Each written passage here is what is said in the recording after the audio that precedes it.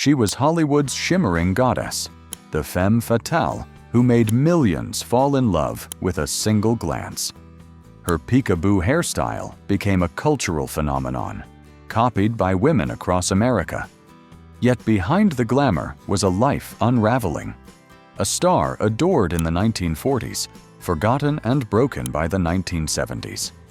Born in Brooklyn in 1922 as Constance Frances Aukelman, she grew up in a working-class family. Her father died when she was young, leaving her mother to raise the family alone. A move to Hollywood during her teenage years changed her destiny.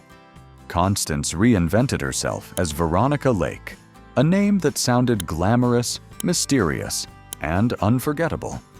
At first, she landed small film roles, but her striking looks quickly drew attention. In 1941, her performance in I Wanted Wings became her breakthrough. Almost overnight, she transformed from an unknown actress into one of Hollywood's most promising stars. In the early 1940s, Veronica Lake became Hollywood's ultimate femme fatale. With her icy blue eyes, sultry voice, and signature peekaboo hairstyle that fell seductively over one eye, she was unlike any actress before her. Women rushed to copy her look, while men were mesmerized by her screen presence. Her fame exploded with film noirs like This Gun for Hire, 1942, where she co-starred with Alan Ladd. The pair's chemistry turned into one of Hollywood's most successful on-screen duos. Films like The Glass Key and The Blue Dahlia cemented her reputation as the glamorous, dangerous beauty every studio wanted. Veronica Lake wasn't just an actress. She was an icon, a symbol of the 1940s golden screen. But behind the flawless image, Veronica was troubled. Colleagues often described her as moody and difficult to work with. Rumors spread that she clashed with directors and co-stars, damaging her reputation. She also suffered from alcoholism and mental health issues that began during her rise to fame. Her personal life was equally chaotic. Lake married 4 times, each relationship collapsing under the weight of her struggles. Fame brought wealth, but not happiness. She had children, but her unstable lifestyle made motherhood difficult. To the outside world, she was glamorous and confident. In private, she was fragile, lonely, and increasingly dependent on alcohol to cope with the pressure of being Hollywood's most desirable star. The beginning of Veronica Lake's decline came during World War II. Her signature peekaboo hairstyle, once beloved, was criticized for being impractical for factory women working the war effort. Suddenly, what had made her famous was considered dangerous. Studios, always quick to move on, began to lose interest. Her alcoholism and reputation for being difficult sealed her fate. By the late 1940s, major roles disappeared. She struggled to find work and was gradually pushed out of Hollywood.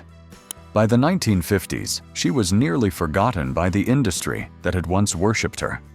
The femme fatale who once lit up the screen now found herself adrift, unable to reclaim the magic that made her a star. Hollywood had moved on, and Veronica Lake was left behind. By the 1960s, Veronica Lake's glamorous life was a distant memory. She struggled financially and was forced to take odd jobs, including working as a waitress in a cocktail lounge. Some patrons recognized her, shocked to see a once famous star serving drinks for tips. Lake tried comebacks in theater and small TV roles, but nothing matched her past glory. Interviews from this time revealed a woman bitter at Hollywood's treatment, yet still longing for recognition. Once the epitome of beauty and style, she now lived in near poverty, moving from cheap hotels to small apartments. The golden lights of Hollywood were long gone, replaced by dim, flickering shadows of what had once been.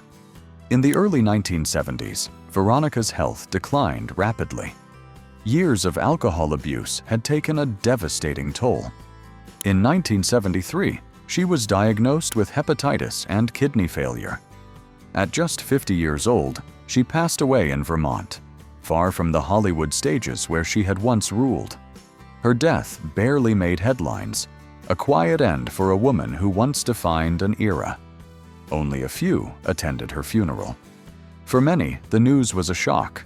Not that she had died, but that she had lived in such obscurity. Hollywood's femme fatale had become its forgotten tragedy. Even though her end was tragic, Veronica Lake remains immortal in film history. Her roles in classic noirs and her iconic hairstyle continue to inspire fashion and cinema. She was a star who embodied both Hollywood's glamour and its cruelty. Subscribe to Charlie Vintage for more untold Hollywood stories.